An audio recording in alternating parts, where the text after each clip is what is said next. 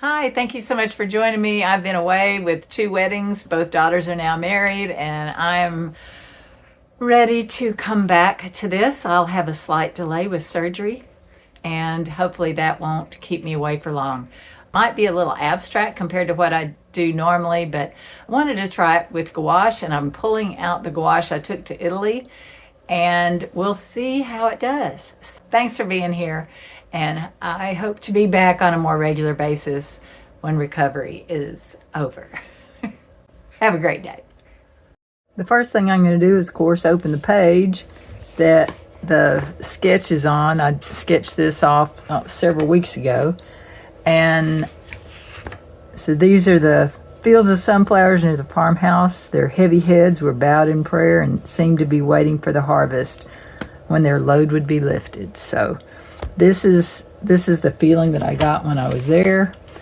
And because I've sketched in this little bitty frame, I'm going to tape this so that I can save the space and be a little more aggressive with the paint on the edge. And so I use either masking tape or painter's tape, but if I'm afraid it's going to be too sticky, I just hit it on the legs of my leggings or pants or whatever I happen to be wearing, and I try to tape it to where I can see the pencil.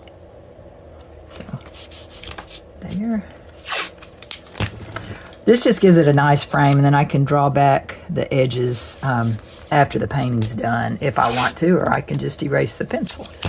I just like the fact it gives me an option. Today is really cold outside. There's a winter warning going on. There's a chance for snow in Macon, Georgia, and south of here today. So I'm kind of distracting myself by doing a painting. I'm really hoping my surgery tomorrow, that's scheduled for tomorrow, won't be delayed. So, all right, so there I have it nicely taped off. I've tried to press pretty firmly around the edge of the tape, so when I paint or water goes there, the tape will stop it. I have a heater going on under my feet. I hope that doesn't bother the sound too much.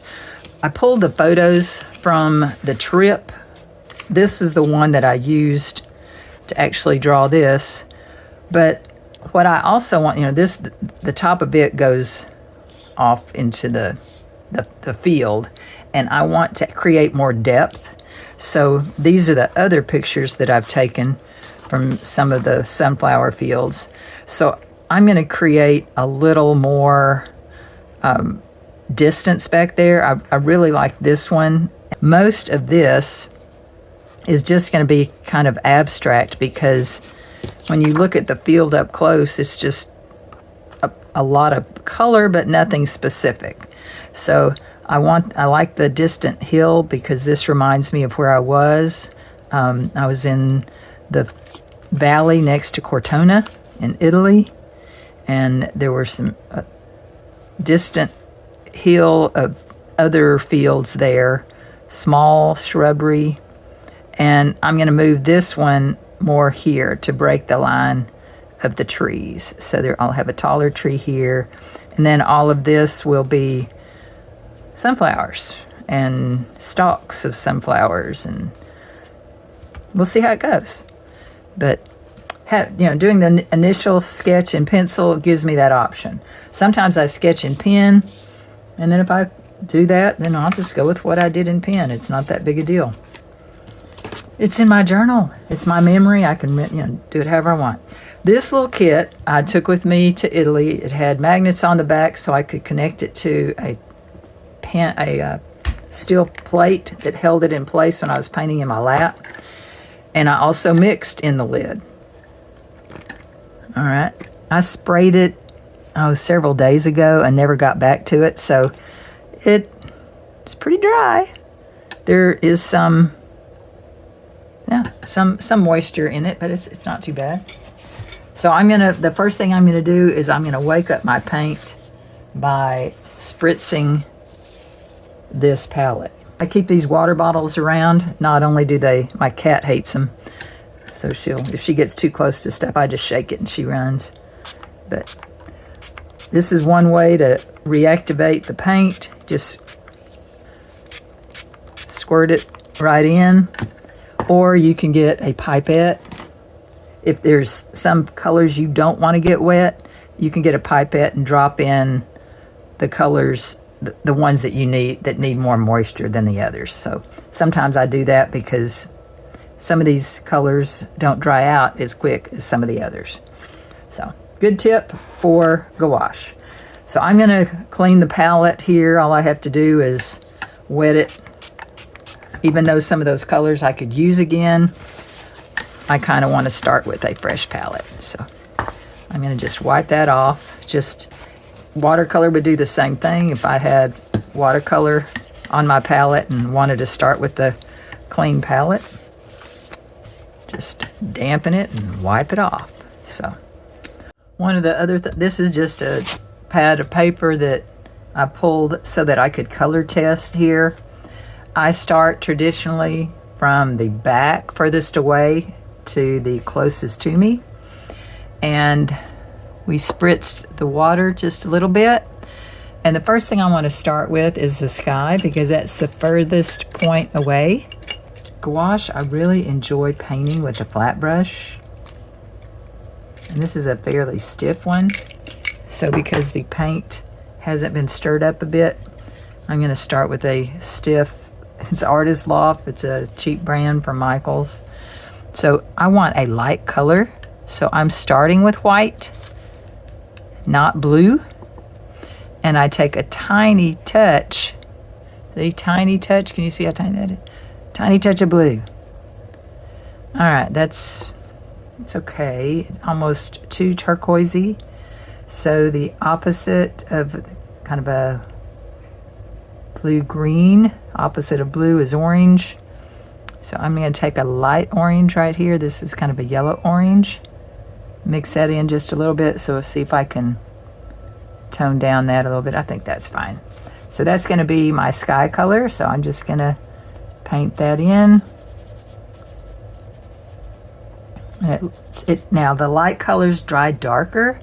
So because of that, I'm going to go in straight white, and I'm going to pull some white on top of that just to soften it a bit and maybe give illusion of clouds. I'll come back later if I need to be more cloud-like.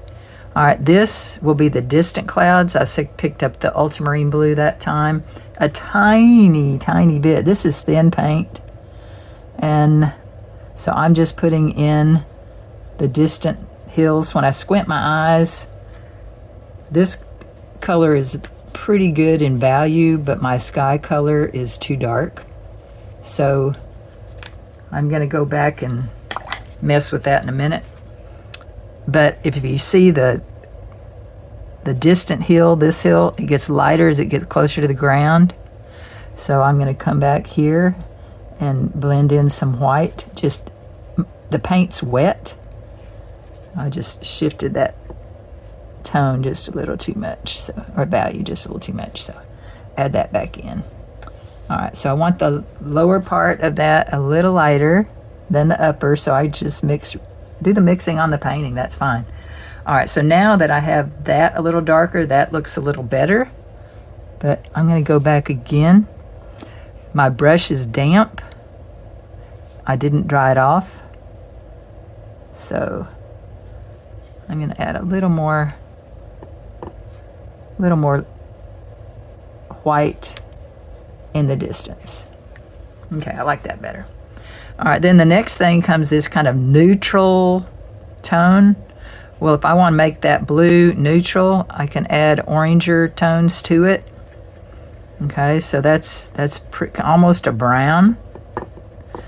That's darker, so I'm going to add a little bit of the brown that I have here, since it's kind of an ultramarine, a burnt umber kind of look.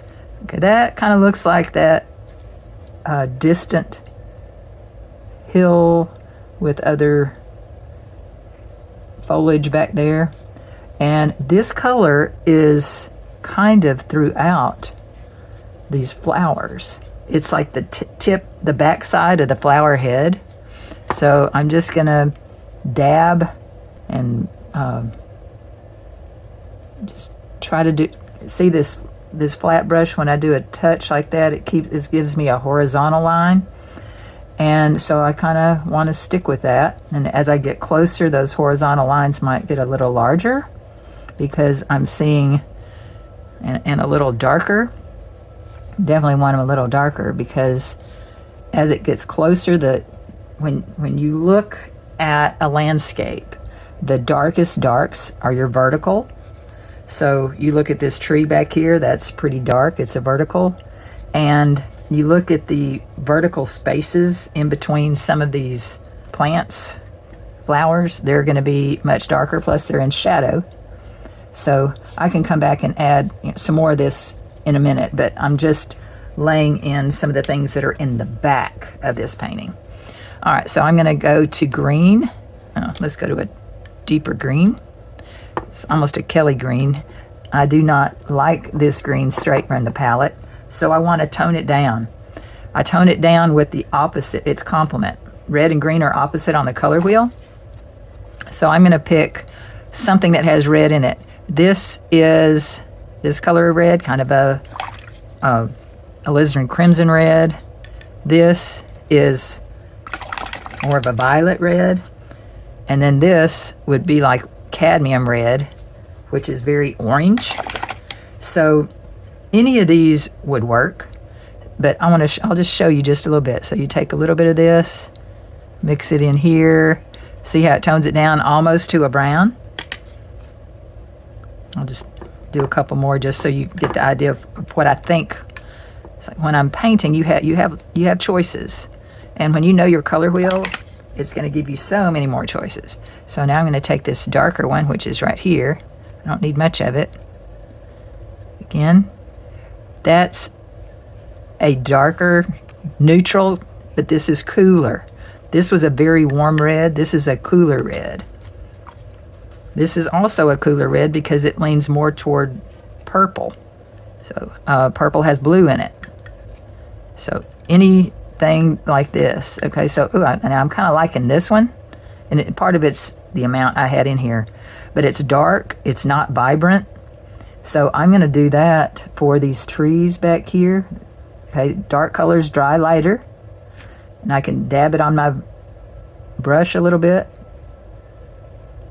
So these are some of the distant trees. I don't want distant trees to read vibrant because that brings them too close to the forefront.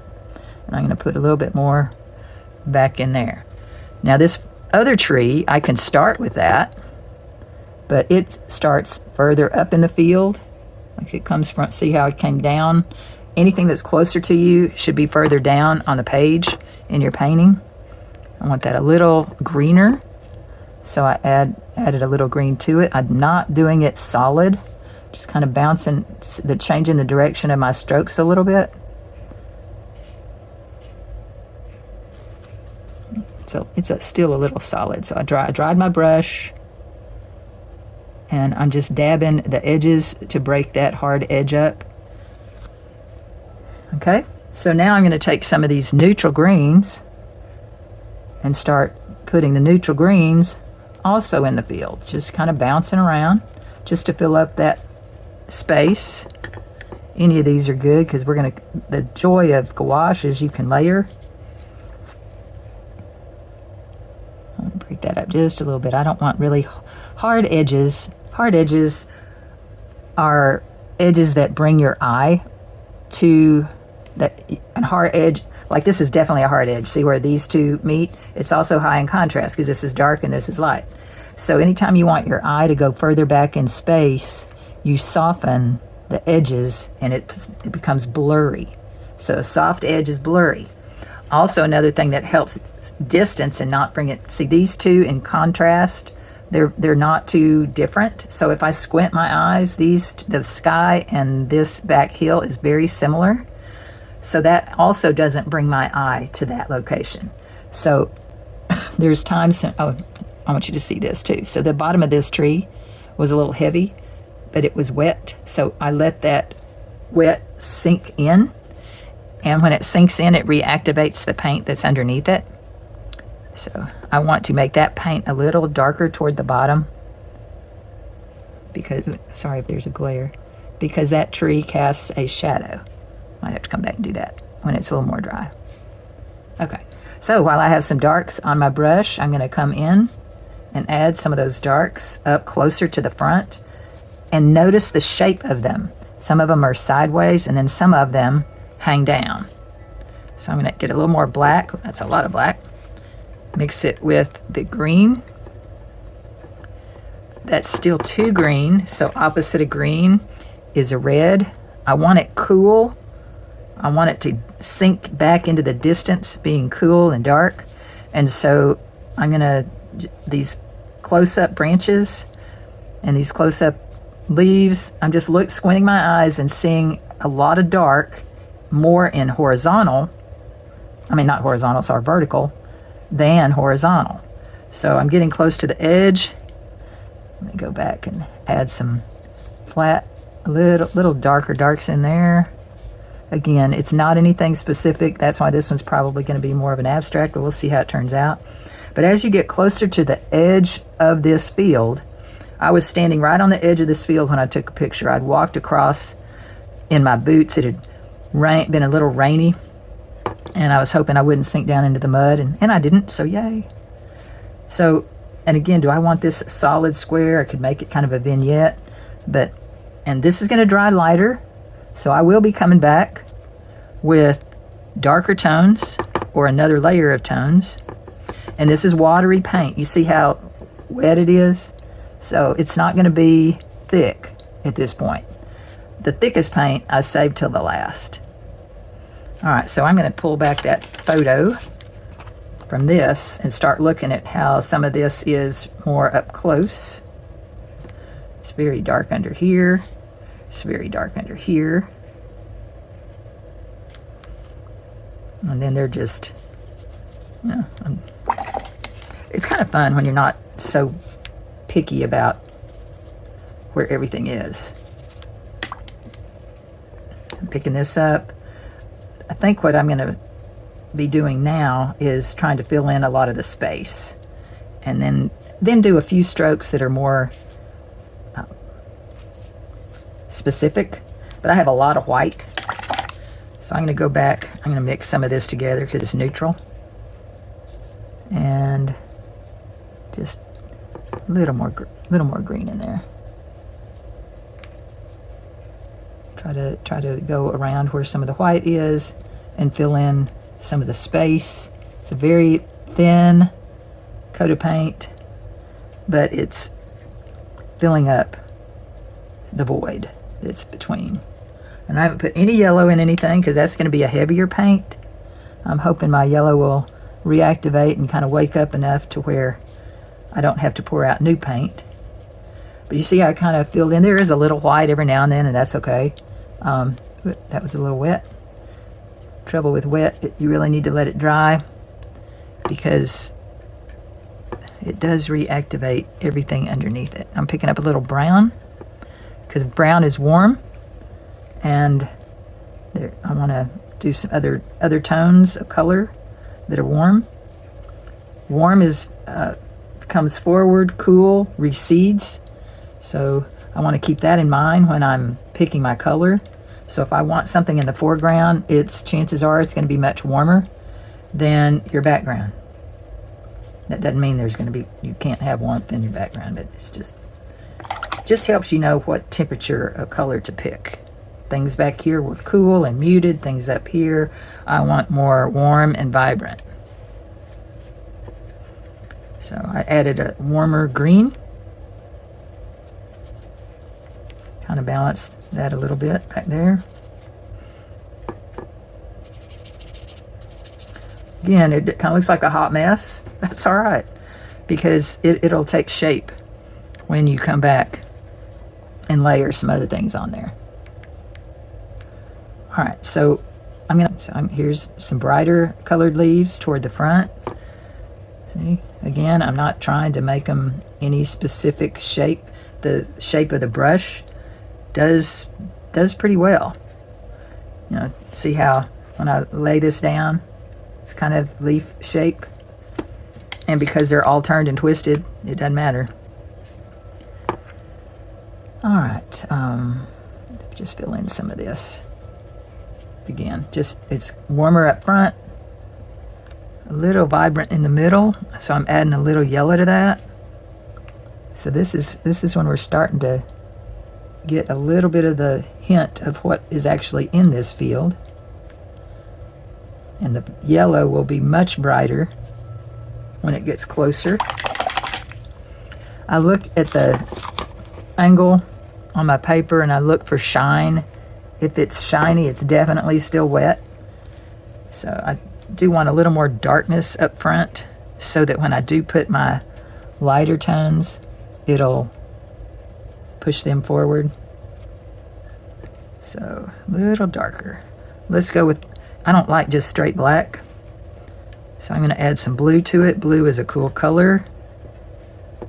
I don't know if it looks any bluish to you on the on the screen or not, but it does to me. All right, so I'm going to put some dabs and bits of color because I want to push this back. The light up underneath is all in shadow. So underneath the flowers is very dark. So I want to make sure that that's reading dark. This blue-black, kind of do that. Okay. All right, my distant trees back there don't really look like trees anymore. I want to add a little more green to them, so I'm going to mix kind of a gray-green. Maybe I need to raise them up. Oh, that's too, it's probably too warm. Let's go back with a blue to cool it off. Ooh, that's way too much blue. See? But play around. It's okay. Yeah.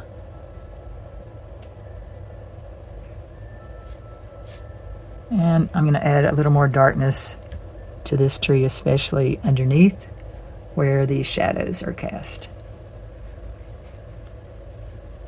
All right.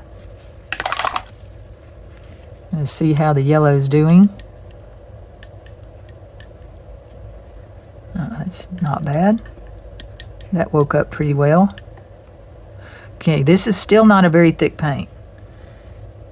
But I really need, that's a warm yellow, and this is, lemon yellow is a cooler yellow. So both of them are warm colors, but there's a coolness in the lemon yellow that you don't have in the more cad looking yellow. So again, I'm trying to go where the white is. There's a few specks of white. Okay, so some of that is the distant. In the distance is the lighter, yellower lemon, more lemon color. I'm gonna get a little bit of white here because white will make it more opaque. And then as I get closer, I'm gonna be putting in the thicker paint. And this is, I'll come back and do some of the stalks with a little more white in my brush in a minute. But just giving the hint of some yellow in there, even in as leaves are dying and fading out. Even some of the leaves in the front are hanging down and starting to wilt. So I want to capture that as well. A lot more yellow in here. Let me start doing the tilted. Okay, that is too vibrant of a yellow for the stalks. Opposite of yellow on the color wheel is purple. And you think, oh my gosh, why did she pick a purple? Well, because purple will neutralize the yellow and make it less intense. I want it yellow, but I don't want it screaming at me. It's a more deader tone. All right, so I'm going to start putting in some stalks. I don't want them very thick. Might need to change brushes. I don't do a solid line because the foliage breaks up the bend.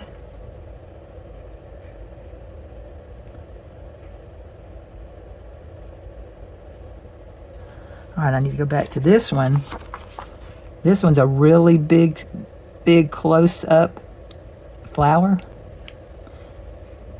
So I'm putting the backs on it now. Some of it flips up.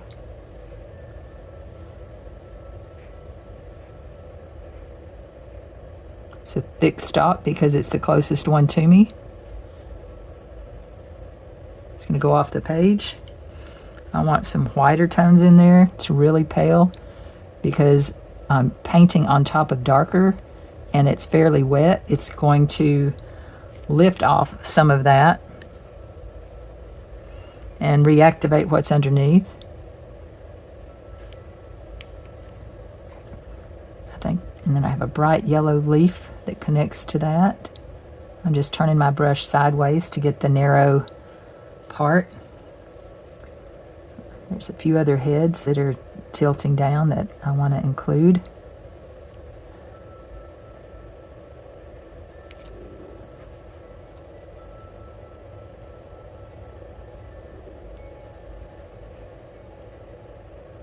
Be sure as you get further back, they get smaller.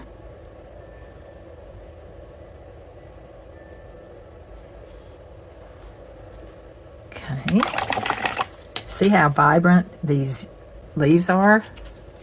I'm going to have to get some of that in here. And I need to make sure my paint is thick enough to cover what's there. If not, I might have to pour out some newer paint, and that's okay. This is several months old. And look at the organic shape of your leaves. Don't be too perfect in making them. Just kind of let your brush twist and turn.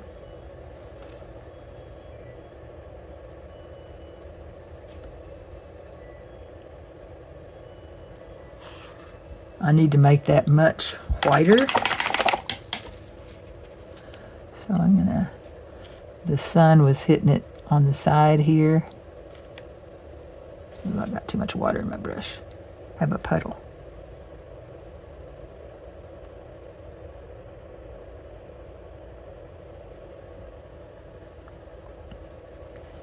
Okay, then we have the yellow that's in the shade.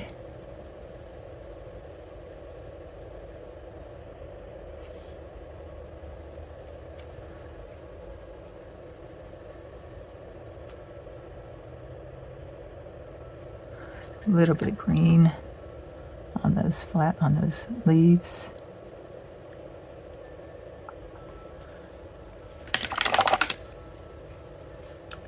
And there's some teeny little strands. I'm going to see if I can get a different brush. A rigger brush is really good. I don't think. All right.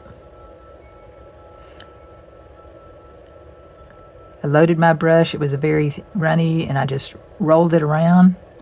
So now I'm barely holding it, hardly touching it.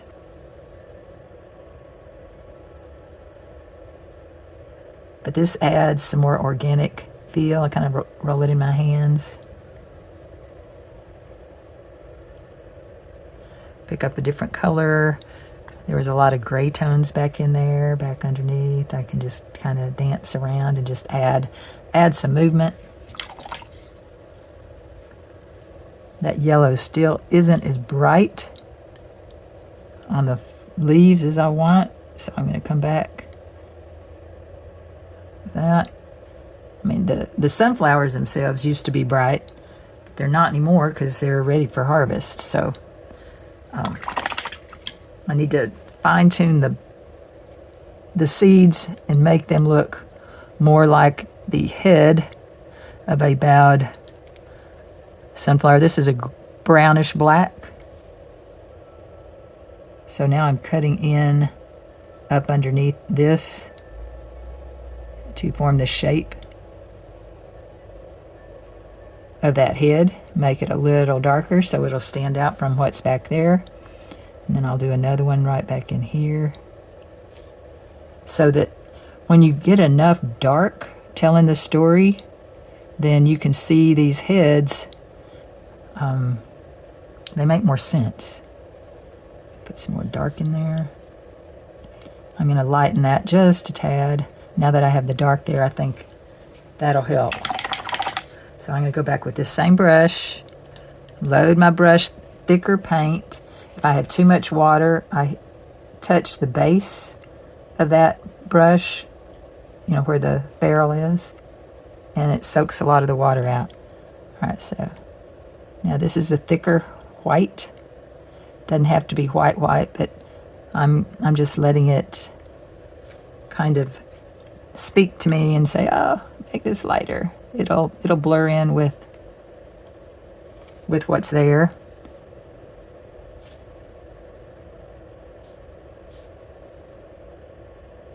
And there's a lot of streaks in these plants, in their stems.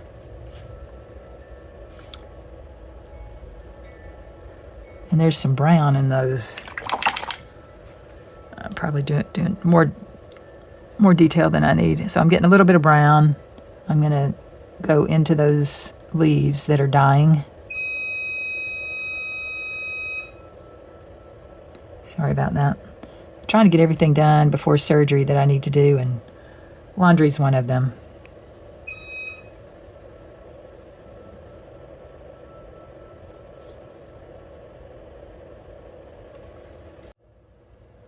Oh my word. I thought I was recording this last bit. Dadgummit. Alright. I put a little more yellow up front, just straight out of here with the brush. I added some sketchy lines with a micron 05. One of the good things of walking away and coming back is looking at your reference and going, I think I've pretty much captured that scene there. This is fine. And whether you would want those sketchy lines that I originally had on your painting or not, that just makes it a little different from what some of the other paintings were. So I'm just going to erase my pencil lines now that the paint's dry. And I feel like I've captured the essence of what was there in a rather simplified way. Give it a try. Let me know if this was helpful. I have one other painting that I have not done in my journal, and then my journal will be finished except for one photograph I need to get printed. I have a photograph of week 1, and I need to print the photograph that I finally found of week 2. So what I love is I was able to put other photographs of the people that I enjoyed my trip with in the back, and what a journey it was. So hope you joined me today. Hope you got something out of this, and you need to come take a class from me sometime. I'll be teaching in North Carolina in July. So I'll have more about that in the near future.